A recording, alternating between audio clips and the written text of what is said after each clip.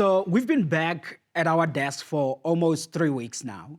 And some of the conversations we've been having with people, we're asking whether are we not getting too much rain across the country?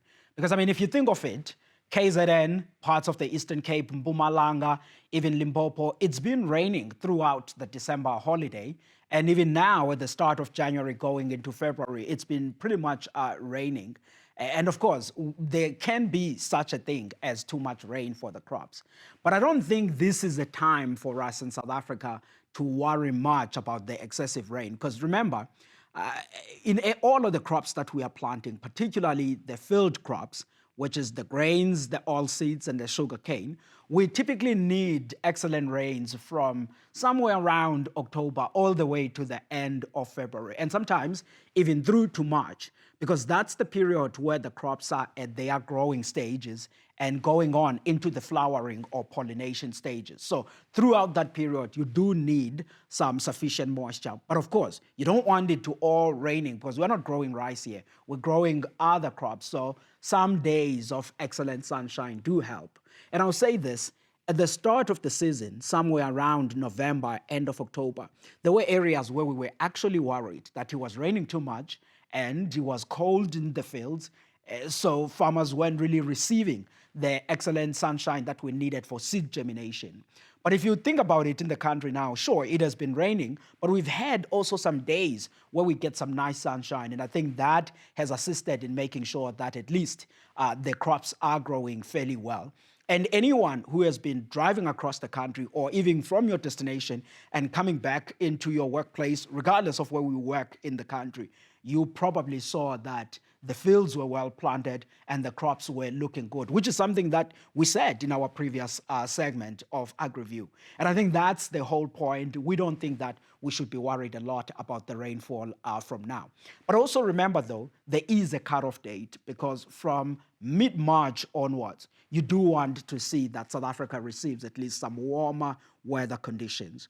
What will be different by that time is that a number of crops will actually be at the maturation stages. And when the crops mature, we need a bit of sunshine at that time so that we are able then to see the crop maturing well and forming better yields. Because if it continues to rain throughout, that can present some quality issues. I mean, many people who've been following our conversation will recall that earlier on AgriView, particularly when we were discussing the 2024-25 production season, there was a time where we were worried about the quality of our maize. And the reason for that is because it had rained throughout to the end of April. And at that time, it's when we required a bit of sunshine so that the crops can mature fairly well. And there was a quality issue on the maize at that time. I mean, we had white maize, about roughly 60% or so of it, that was the first grade. And then we saw a big chunk of our maize also being now graded as a WM2, which is on a second grade one. So there can be some quality risks if it rains too much at particular periods. But what matters the most now is when in the crop growing stages does it rain a lot. And remember, the reason I'm talking a lot about all of this rain is because a majority of our field crops are actually rain-fed. Depending on the rain, it's only roughly about 10 to 20% of our field crops that are actually irrigated. But of course, if you are talking about fruits and vegetables, it's a different story. All of that is under irrigation. And when it rains a lot and there's good soil moisture, it also does mean then that farmers, perhaps in some areas, do not need to irrigate as much. And that helps on saving at least the energy that is utilized on the irrigation side. But as we talk about all of this discussion of excellent rains in South Africa, we are in La Nina. I mean, even the La Nina weather forecast, they suggest that now we are continuing with the La Nina. But from March, we will start to see that it will be a normalization and the La Nina weakens. And of course, then getting into April, we're more on the normal stream. Under those forecasts, which we have from the Earth Institute at Columbia University, then that tells us then that from that period on, we can expect to have some normalization of the season. So there is science in this that actually backs this optimism that sure, good rains now, but perhaps maybe from March onwards, we will enter the type of a weather pattern that we need. But that's just the majority of South Africa. Because remember, there are also other areas, especially the southern part of the Eastern Cape and all the way linking to the garden route. I've been hearing from a couple of farmers there, in fact, some of them that are in the field crop growing areas, which were complaining. They were saying, look, a few kilometers from us, it's raining, it's lush and green, but we do have some areas that were not receiving as much rainfall as we need. And remember, the winter rainfall area in South Africa is primarily the Western Cape, not the Eastern Cape. So there is that belt in the southern parts of the Eastern Cape that hasn't been receiving rainfall. So we hope then that at least from February or so, those areas could receive some sufficient moisture so that the grazing veld can improve. Because remember, there's a lot of dairy in the Eastern Cape, but also there's a bit there of the sheep farming and also some that are on fruit and all of the other crops. But others can irrigate because the dam levels to an extent are healthy. But then if you are in the livestock farming side, you do need a bit of rain so that the grazing veld can improve. And that's, by the way, in South Africa, that improvement in the grazing veld, I would say right now, when you are thinking about the livestock industry, as we said in our previous segment, is probably one of the few upsides that we are seeing in the livestock industry, which is this improvement in the grazing veld, because these rains are not only good just for crops, they are also good on ensuring that we see an improvement in the grazing veld, which then lowers the feed costs for the livestock industry.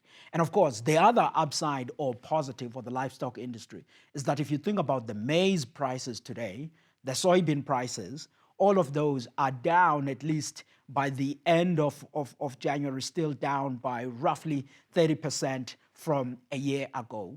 And that is a huge benefit in terms of the feed cost, in combination, of course, with this improvement in the grazing veld because of these excellent rains. But of course, then the major challenge that the farmers in the livestock industry, even today, are still struggling with, particularly the cattle farmers, is the foot and mouth disease. And the core issue there is about South Africa's ability to be able to source the vaccines, and after sourcing those vaccines, making sure that we have the capability of reaching every farmer on making sure that we are able to vaccinate against the foot and mouth disease. It remains pretty much a difficult issue. And any South African that actually knows people that are farming in the Midlands part of KZN, you probably saw pictures that were coming up sent by other people that are in the dairy industry there over the December holiday, that those were not looking as good. And of course, we know that the beef farmers also are having their own challenges because of this. So South Africa's ability to be able to source the vaccine that we need and making sure then that we distribute, we prioritize hotspots, those are all of the things that will be important in ensuring that we see this solid recovery. So building from the message of last week, the core thing is that we should not worry about the rainfall. It is still assisting in field crops as well as in the horticulture, that is fruit and vegetables, also in the grazing veld.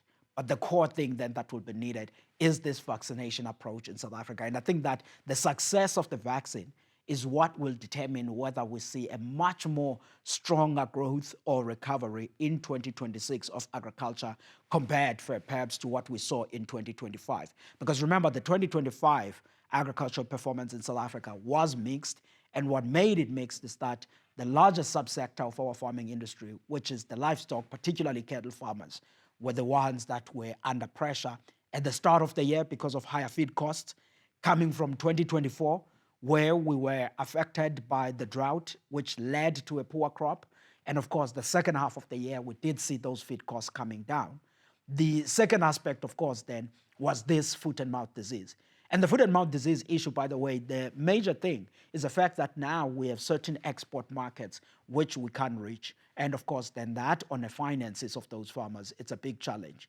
But also smallholder farmers, we don't talk a lot about those, but many of them are really dependent on the auctions, on selling their livestock. Now, with this disease and certain auctions being stopped, that does mean then that there are few avenues at which the smallholder and the medium-scale farmers who are used to selling their stock in the auctions to generate some bit of income they are actually under pressure because of all of those dynamics that we are seeing in the industry. So a recovery from this foot and mouth disease is something that is very urgent on determining the pace and the path at which the South African agricultural sector will be going.